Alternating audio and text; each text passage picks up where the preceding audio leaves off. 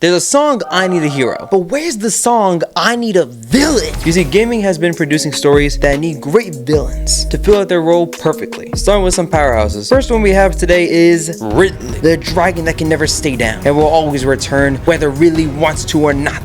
With his gimmick being very sharp claws, very sharp tail, and intimidating aura, he is very much a memorable one. 6 out of 10. Mewtwo, the genetic experiment with the issues of society's use of his species. In a story that is well known, but even that cool story from Mewtwo doesn't change the fact that he is the villain that I knew and feared, don't get me wrong, but when you have to add like Shadow Mewtwo, that Mewtwo does not have anything else left to really say in the story. Like the one thing he had going for him was the fact that Mewtwo was a villain who wanted to protect all Pokemon. He was, like you have like Martin Luther King for civil rights, you have Mewtwo for Pokemon rights. And seeing the fact that we haven't really seen Mewtwo do anything villainous in a very long time since his debut, I really can't say with full confidence that Mewtwo is still a great villain in nowadays. So unless he returns in the future and I eat my words, 7 out of 10. Metal Sonic, being an evil creation of the famous Blue Blur, isn't unique, but who said being unique is all it's cried up to be? Because I don't need to have full outbreak new creative ideas to enjoy a villain. I need the execution just to be alright.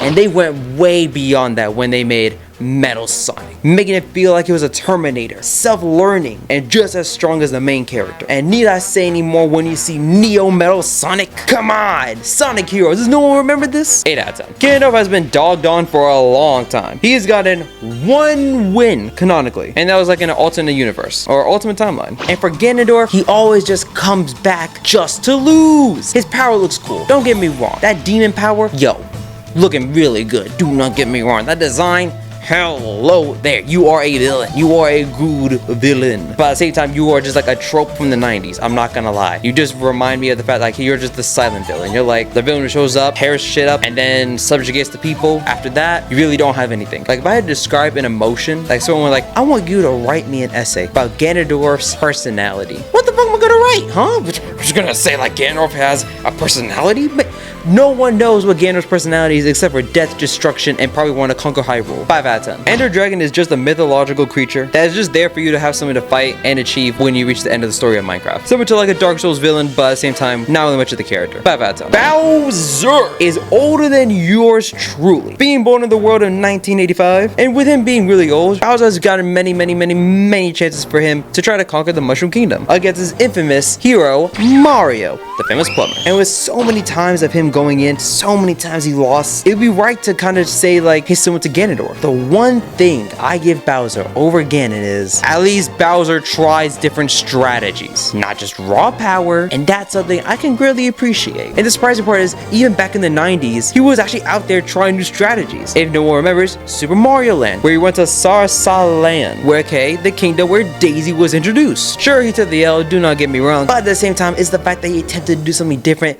after he took his L. 8 out of 10. Melania, standing on top of all the broken controllers underneath her feet. 7 out of 10. Dracula from Castlevania was normally a predictable cliche character, do not get me wrong, with the heroes who are just vampire slayers, but seeing the fact that I actually never played a Castlevania game, but I do know of the villain of Dracula from Castlevania, I'm just basing all of my knowledge as of right now on the Netflix anime. 10 out of 10. But another category of villains that could also give me a really good, time in the game will be the ones that use their brain more than their brawn. Starting off with Joker from the Arkham series. Probably some of the best dialogue I really have gotten from a villain when it comes to him antagonizing Batman. And every time Joker speaks in that game, it doesn't feel as if that he's fighting someone that he is not equals with. It feels like he is on equal footing with Batman. Batman is always supposed to be one step ahead. Joker feels as if that he is actually one more step ahead of Batman, which is very hard to pull off until the end when you realize, Batman's still Batman. 9 out of 10. Dr. Wily is so annoying. I'm just gonna say this now, 3 out of 10. But I do want to include Mega Man in the series, so I'm gonna say Sigma is the villain instead. A true representation of Mega Man series, ally turned bad by a virus, but damn.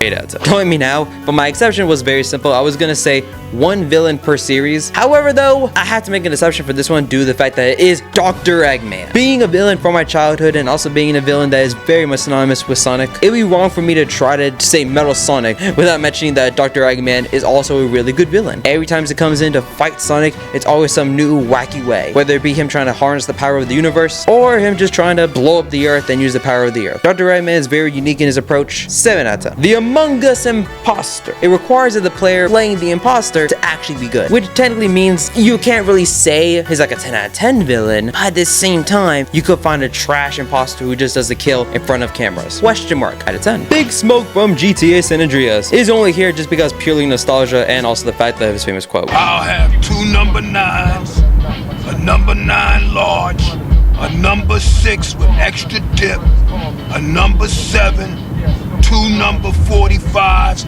1 with cheese, and a large soda. 5 out of 10. Senator Armstrong, a superhuman powerhouse strength, but I give him more points to his brain than his brawn. You see, him kind of being like an arm-at hockey coat-looking buff-ass man does not make you think that he's actually pretty smart. When in reality though, he intimidates. He loves the battle. And opponents already surrender. And after Senator Armstrong is done with you, you're gonna be ready to surrender your wife and your freedom. 9 out of 10. Granny type of villains aren't really the type of villains that you want to see often because they really don't give you the entertaining value. If you really want entertaining value, some of the villains you want to go for are a little bit, you know, crazy. And starting off with crazy, I'm gonna give it to Freddy Fazbear, an animatronic of murders, which actually turns out to be very much a scary game. 8 out of 10. Lady Dimitrescu may not be the main villain of the series for Resident Evil Village, but I knew before even release, she's gonna be the main reason why I'm gonna buy Resident Evil Village. That marketing team that marketing team knew exactly what they were doing. 8 out of 10. Dr. Neo is purely here, nostalgia reasons. 3 out of 10. Venom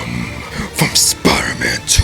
It's predictable, do not get me wrong, but at the time he's so insane that I did not want to stop playing it when I was able to play him, but yet the story-wise forced me to not play him anymore. It was like, it was like, ooh, it was like, and it was like, ooh, and I was like, ooh. 9 out of 10. Master Hand and Crazy Hand really just boiled down to needing a dramatic villain at the end of Adventure Mode for Smash series. Yet even after that, they still end up being a really unique fight that over time, as the series goes on, they really actually have their own personality, like how Master Hand chooses not to side with Taboo and wants to actually destroy Taboo in Brawl, and how even also you have an ally with him in World of Light. So Master Hand and Crazy Hand combine their power, open up the portal, you control Master Hand, you gotta go in there, you gotta just wreck house, give the heroes a chance to go in, defeat Darkon and Galeem. That's what I call story progression. 6.5 out of 10. King K. Rool is only really here because of Smash Bros. Let's totally be honest here. Nobody really kind of just smashes, and also his theme goes so it's ridiculous. 5 out of 10. Hades is the most unexpected villain that you do not know will steal the show in Kid Icarus. And the best part of a villain is when a villain is unpredictable. 8 out of 10. The Devil from Cuphead is an irredeemable reason why I need a new controller. Playing that made me realize that I need to turn myself a normal man to Gojo, because I need to have that infinity on me unlocked if I'm gonna be able to beat the devil in the goddamn game. 8 out of 10. King Dedede is not really the villain I would really want to pick from the Kirby series because, you know, there's so many other villains like Marks, but King Dedede also has to be mentioned the fact that King Dedede is the most iconic villain in the Kirby series. So with that, I kind of give him more priority and I chose him for the list. Now with King Dedede, there is redeemable parts of him where sometimes he's an ally and sometimes just an enemy for no apparent reason. And also knowing the fact that Sakurai voices him just also fills me with a little bit more joy. 8 out of 10. The most sacred word you could ever utter to a human being. Badass. If you do not know what this means, then it's a title bestowed only onto the villains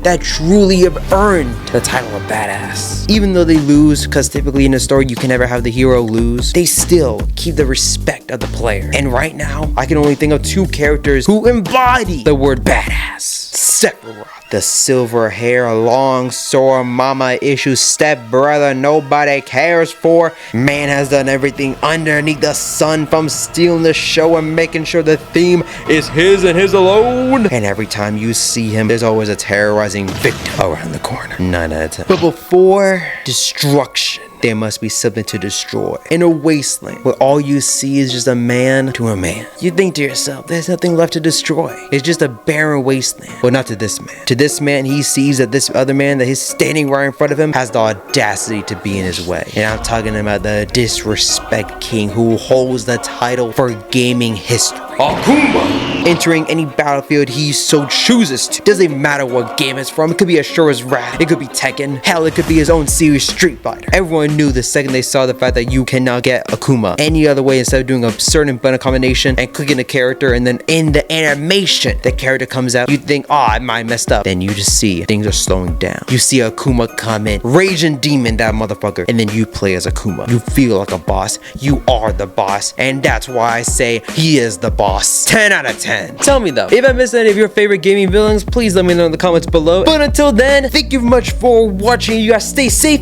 and peace.